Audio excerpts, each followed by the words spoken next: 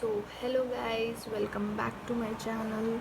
Before starting, I would like to say subscribe to my channel and press the bell icon so that जैसे जैसे मैं video डालूँ आप भी साथ साथ पढ़ाई करते जाओ. हेलो गाइस, इसके पहले तक हम लोगों ने लास्ट वीडियो में पढ़ा था. अब हम लोग पढ़ेंगे nature of auditing. Auditing has generally been associated with only accounting and financial records. Auditing जो है वो जनरली एसोसिएटेड है जो फाइनेंशियल रिकॉर्ड्स और अकाउंटिंग से ही रिलेटेड है. Thus international auditing and assurance standard board ने डिफाइन किया द टर्म ऑडिट को as the objective of an audit of financial statement. और ऑब्जेक्टिव क्या है ऑडिट का of financial statement is to enable the auditor to express an opinion, ताकि जो auditors है वो अपना एक ओपिनियन एक्सप्रेस कर सके कि जो फाइनेंशियल स्टेटमेंट प्रिपेयर किया गया है इन ऑल मटीरियल और उसमें सारे मटेरियल रिस्पेक्ट्स हैं और वो in accordance with financial reporting framework के अकॉर्डेंस ही वो बना है. Similarly Mautz defines auditing as being concerned with the verification of accounting data. Mautz ने भी डिफ़ाइन किया था ऑडिटिंग को. उन्होंने बताया था कि ऑडिटिंग कंसर्न्ड है कि हम वेरीफाई करते हैं अकाउंटिंग डाटा को with determining the accuracy and reliability of accounting statement and reports. हम डिटरमाइन करते हैं उससे जो एक्यूरेसी और रिलायबिलिटी अकाउंटिंग स्टेटमेंट्स और रिपोर्ट्स का. The emphasis is clearly on verification of accounting data. इन्होंने मेन एम्फेसिस किया था वेरिफिकेशन ऑफ अकाउंटिंग डाटा के ऊपर with a view to reporting on reliability of the accounting statement, with the view कि जो accounting statement है वो reliable है कि नहीं. Verification of accounting data involves a careful evaluation of evidence available to the auditor in support of various transactions. Verification of accounting data क्या involve करता है? ये इन्वॉल्व करता है कि हम केयरफुली इवैल्यूएट करें जितने भी हमारे पास एविडेंस है ऑडिटर के पास in support of various transactions. ठीक है. Thus an auditor examines internal evidence that is records, voucher and books of accounts. Auditor internal evidence उसके पास होते हैं. कौन कौन से होते हैं? Records, vouchers and books of account. To assess the quality of internal evidence, वो इंटरनल एविडेंस को देखने के लिए एक ऑडिटर टेस्ट्स भी करता है, इवैल्यूएट करता है relevant system in the organisation. He also obtains external evidence. वो एक्सटर्नल एविडेंस भी ऑब्टेन करता है. किस किस टाइप का? Such as confirmation of bank balances. In some cases he may decide to conduct physical counts and surveys or even call for independent expert opinion regarding technical matters. तो वो physical counts भी conduct कर सकता है और surveys भी conduct कर सकता है और कोई एक्सपर्ट जिसका ओपिनियन उसको चाहिए वो उसको भी बुला सकता है. आगे another good description of auditing is given by Arens, Elder and Beasley. और एक गुड डेफिनेशन दिया गया है by Arens, Elder and Beasley.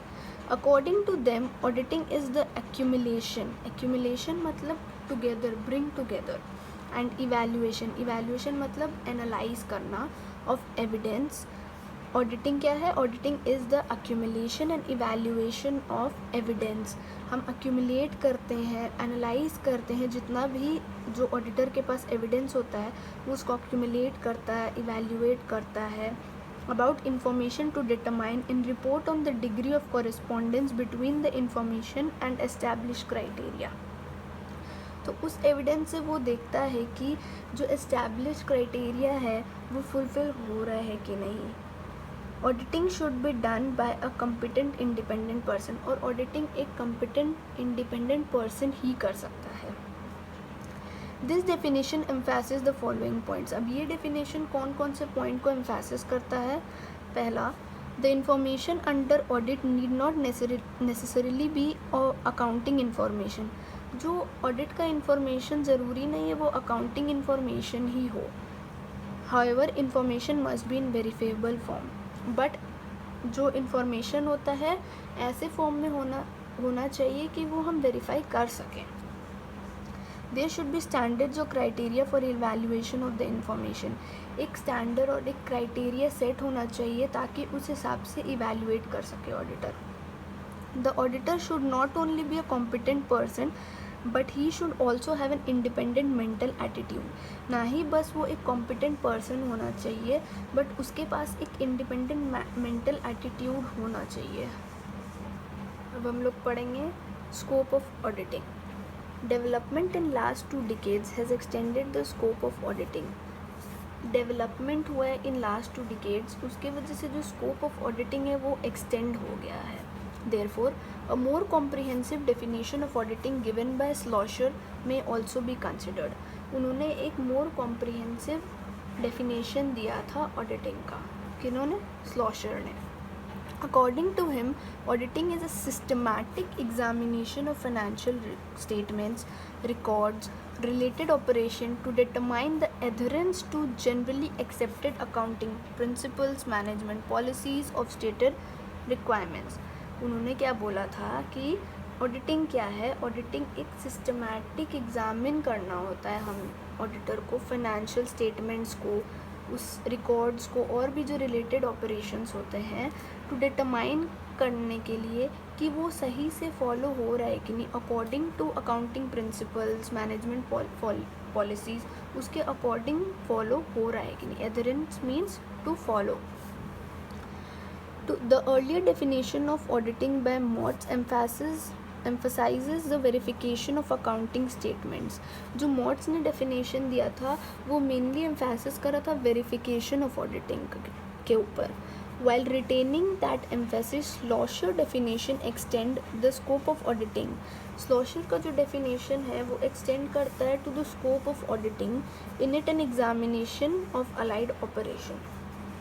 Similarly, the purpose of auditing has been extended to examination of allied operation to management policies or stated requirements.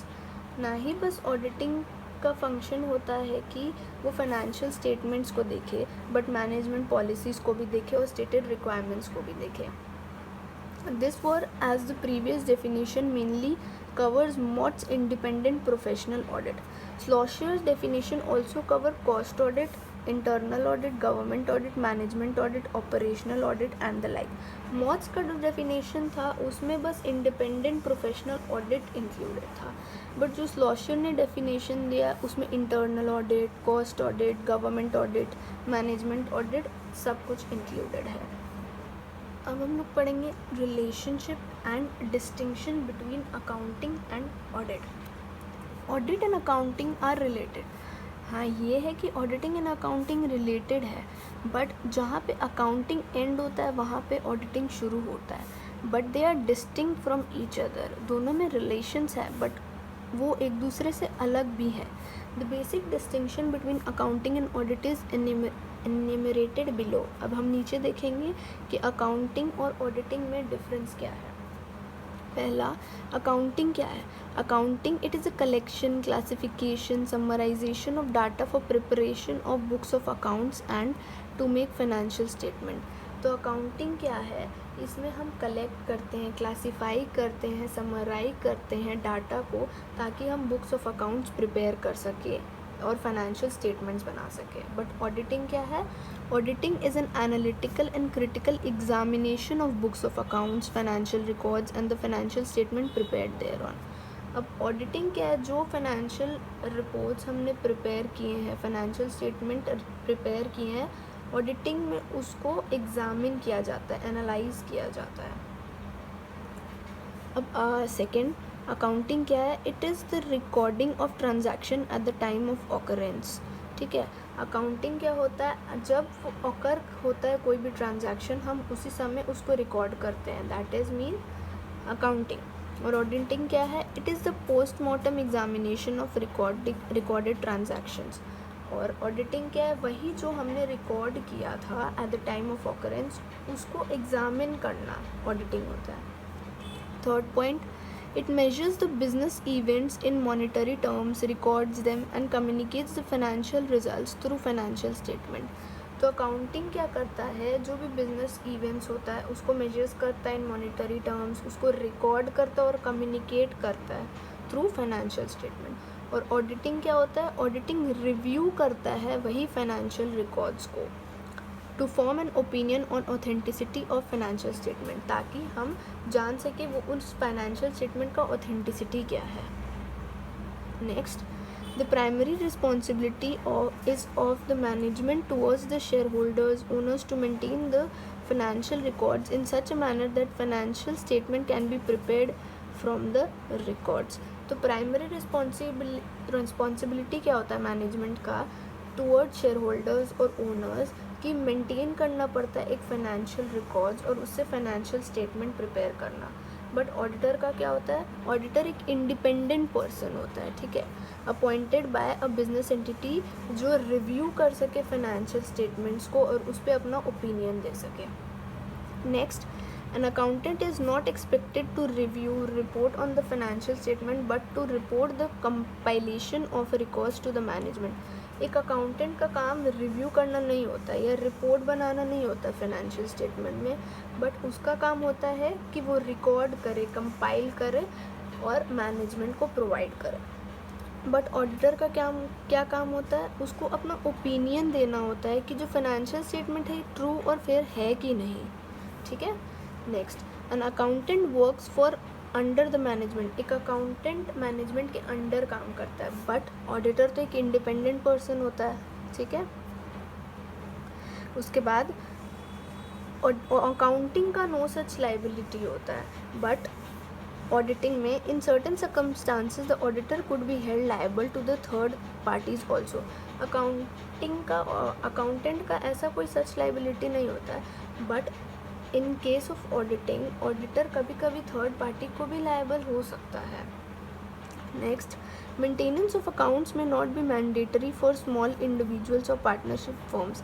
जो accounts maintain करना होता है वो ज़रूरी नहीं, मैंडेटरी नहीं भी हो सकता है टू स्मॉल इंडिविजुअल्स या पार्टनरशिप फर्म्स को। एग्जाम्पल अंडर सेक्शन 44, ये एक एग्जाम्पल दिया हुआ है, under 44AA of the income tax act, but could be mandatory under other laws. तो कुछ लॉज में ये मैंडेटरी हो सकता है, बट फॉर अदर्स लॉ ये मैंडेटरी नहीं भी हो सकता है।